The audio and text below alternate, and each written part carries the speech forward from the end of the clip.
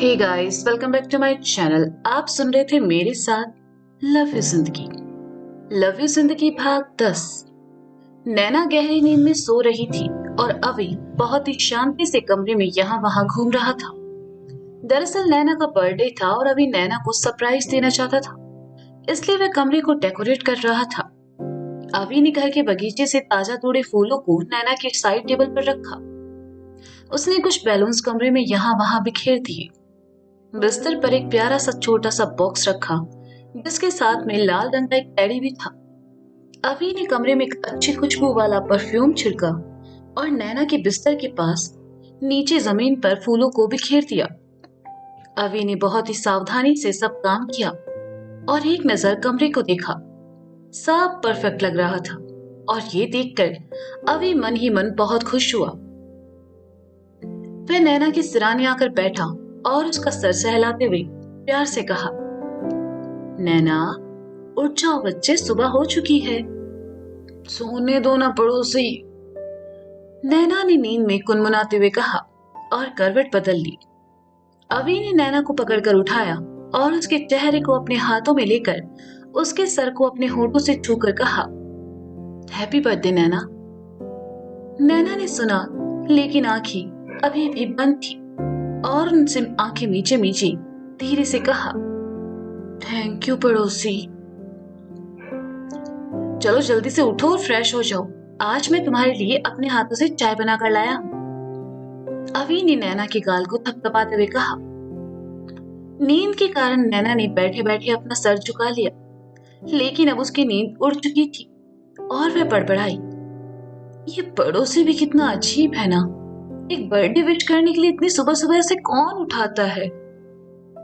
नैना उठी और जैसे ही बिस्तर से नीचे अपने पैरों को रखा, उसके पैर फूलों पर पड़े। नैना ने हैरानी से नीचे देखा तो पाया वह रंग बिरंगी फूलों पर खड़ी है। नैना ने साइड टेबल पर रखे अपने पसंदीदा फ्लावर पॉट को देखा, जिसमें ताजा फूल लगे थे। बाकी दिनों की बजाय ये फूल आज कुछ ज्यादा ही खिले नजर आ रहे थे। नैना ने उन्हें छुआ और मुस्कुराकर खुशी से खिल उठी। वह खुश होकर कमरे में घूमते हुए सब देखने लगी। पहली बार किसी ने उसके लिए ऐसा कुछ किया था। वह हंसते मुस्कुराते सब छूकर देख रही थी। हर एक छुअन में उसे अपने पड़ोसी के होने का एहसास था। उसने रैंक में रखे अपने नाम के लिफाफे को निकाला और उसे खोलकर पढ़ने लगी।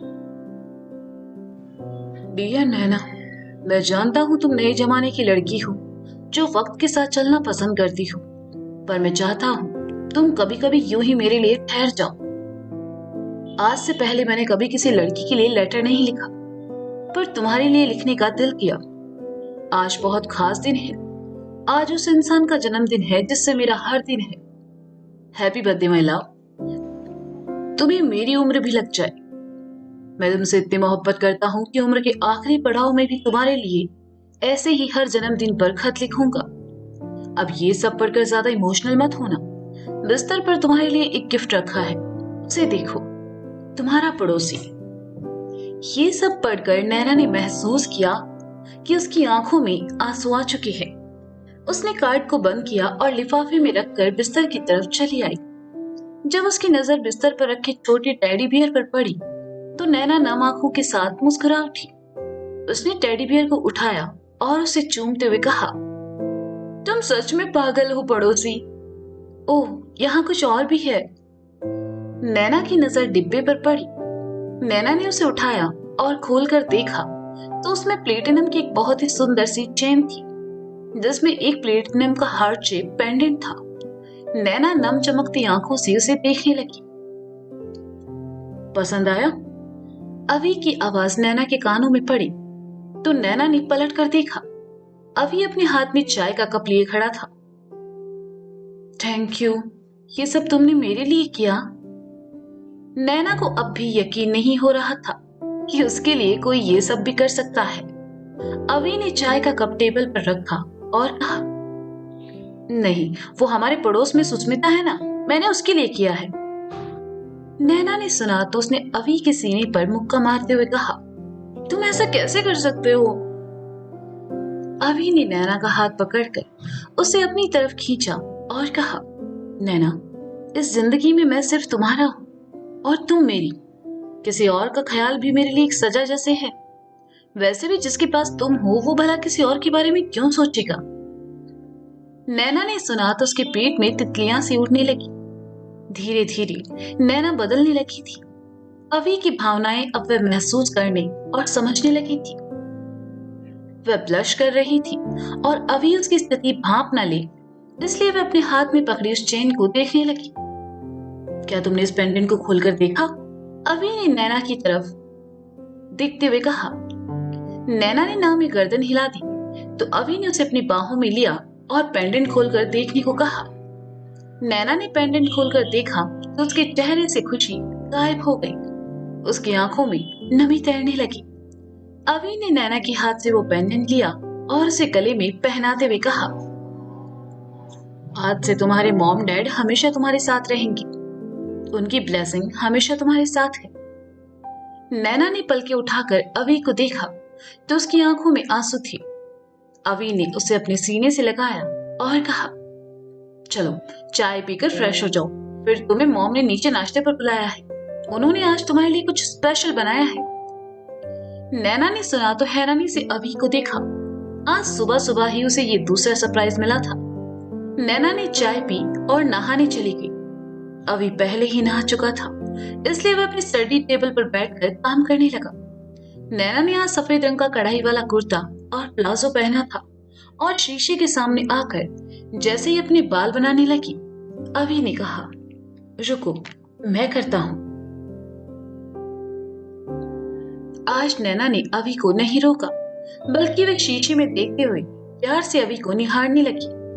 नैना के पीछे खड़े अवी ने धीरे धीरे नैना के बालों को कंघी किया, लेकिन अगले ही पल कंघी में नैना की जरूरत से ज्यादा टूटे बाल देखकर अवी का मन उदास हो गया। वह नहीं चाहता था कि नैना उन्हें देखे, इसलिए अवी ने जल्दी से उन बालों को कंघी से निकाला और साइड में फेंक दिया। नैना अवी की तरफ पलटी और कहा, कैसी लग रही हूं? मेरी लग रही हो। अवी ने प्यार भरी नजरों से नैना को देखते हुए कहा। नैना ने सुना तो अवी को साइड किया और कहा, फिल्में कम देखा करो पड़ोसी, मैं नीचे जा रही हूँ। अवी मुस्कुराया और नैना के पीछे आते हुए कहा, ए नैना, मैं सच कह रहा हूँ। नैना कमरे से बाहर चली गई। अवी भी उसके पीछे जाने लगा, लेकिन कमरे से बाहर जाता इससे पहले ही टेबल पर रखा अवी का फोन बजने लगा और अवी को वापस जाना पड़ा। अवी ने देखा फोन मृणाल का था।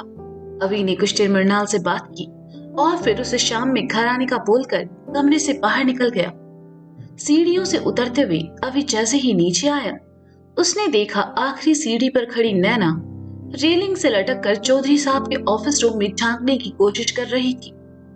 अवी नैना के पास आया और उसका कंधा थपथपाया, लेकिन नैना अंदर झांकने में इतना बिजी थी कि उसने अपने कंधे को झटक दिया और एक बार फिर कमरे में झांकने लगी।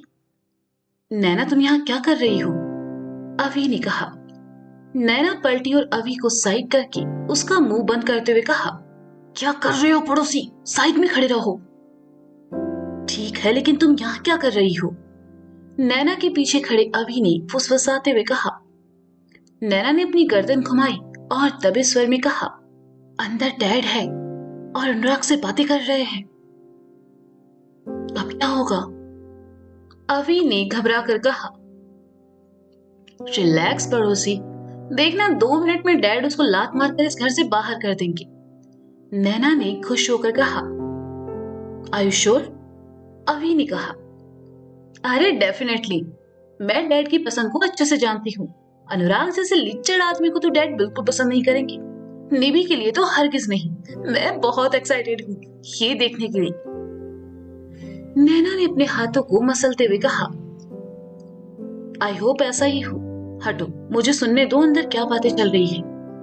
अवी ने नैना को साइड कर खुद रेलिंग की तरफ आकर कहा। नैना के साथ साथ अब अवी भी रेलिंग पर झूल रहा था, लेकिन दोनों को ही बातें साफ सुनाई नहीं दे रही थी। सौंदर्या नाश्ते के लिए अपने कमरे से निकलकर डाइनिंग एरिया की तरफ जाने लगी तो उनकी नजर अवी और नैना पर पड़ी। सौंदर्या उन दोनों के पास आई और कहा, अवी, नैना, ये क्या कर रहे हो तुम दोनों? धीरे बोलिए मॉम। नैना ने उन्हें चुप कराते हुए कहा और फिर अनुराग के बारे में बताया तो सौंदर्या भी उनके साथ खड़ी हो गई। आखिर वो भी चौधरी साहब द्वारा अनुराग को लताड़ते देखना चाहती थी। काफी वक्त गुजर गया लेकिन न चौधरी साहब बाहर आए न अनुराग। तो सौंदर्या ने कहा, लेकिन ये लोग बाहर क्यों नहीं आ रहे? मॉम, आप जानती है ना डैड का गुस्सा। कहीं अनुराग उनका गुस्सा देखकर बेहोश तो नहीं हो गया और अब डैड उसे होश में आने का इंतजार कर रहे हो। मैं जाकर देखती हूँ। नैना ने जैसे ही जाने के लिए कदम बढ़ाया, अभी ने उसे वापस खींच लिया और कहा, ठहरो, लगता है कोई आ रहा है। नैना रुक गई। ऑफिस रूम का दरवाजा जैसे ही खुला, नैना ने एक्साइटेड होकर कहा, अब आएगा मजा जब अनुराग की असलियत सबके सामने आएगी और डैड उसे इस घर से दफा है। ये तुम्हारे बाप को क्या हो गया? नैना के मुंह से आखिरी शब्द बहुत ही अजीब निकले और वो इसलिए थी क्योंकि नैना ने जो देखा उसे देखकर उसे अपनी आंखों पर विश्वास नहीं हुआ। अभी ने सुना तो उसने जल्दी से नैना का मुंह बंद कर उसे अपनी तरफ खींच लिया। सौंदर्या और अभी का मुंह अब तक खुला का खुला रह गया जब उन्होंने चौधरी साहब को अनुराग के कंधे पर हाथ रखकर जाते हुए देखा। अनुराग के कंधों पर हाथ रखे चौधरी साहब उन तीनों के सामने से गुजरे और सौंदर्या से कहा, सौंदर्या, भोला से कहकर नाश्ता लगवाओ, दामाद जी पहली बार घर आए हैं। सौंदर्या ने सुना तो उसे और भी हैरानी हुई। उन्होंने सोचा नहीं था कि चौधरी साहब इतनी जल्दी और इतनी आसानी से अनुराग को स्वीकार कर लेंगे। उन्होंने अभी की तरफ देखा तो पाया अभी भी हैरानी से उन्हें ही देख रहा था। बेचारी नैना, वो अंदर ही अंदर आग बबूला होते हुए अभी के हाथ को अपने मुंह से हटाने की कोशिश कर रही थी और आखिर में उसने अभी के हाथ को काट लिया, जिससे अभी को अपना हाथ हटाना पड़ा। नैना सीढ़ी से नीचे उतरी और डाइनिंग एरिया की तरफ जाते हुए कहा, माँ की आंख इस अनुराग की तुम्हें। नैना, नैना रुको।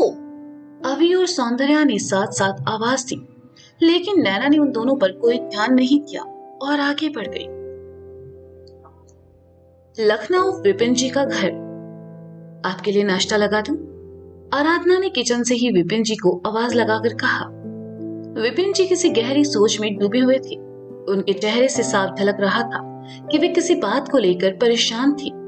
विपिन जी का जवाब न पाकर आराधना बाहर आई और उनके कंधे पर हाथ रखकर कहा, क्या हुआ? आपने जवाब नहीं दिया। आप कुछ परेशान नजर आ रहे हैं। सब ठीक है ना? विपिन जी आराधना की तरफ पलटे और कहा, आराधना, न जाने क्यों आज सुबह से मन बहुत घबरा रहा है। ऐसे लग रहा है जैसे कुछ बुरा होने वाला है। मन अजीब सा हो रहा है।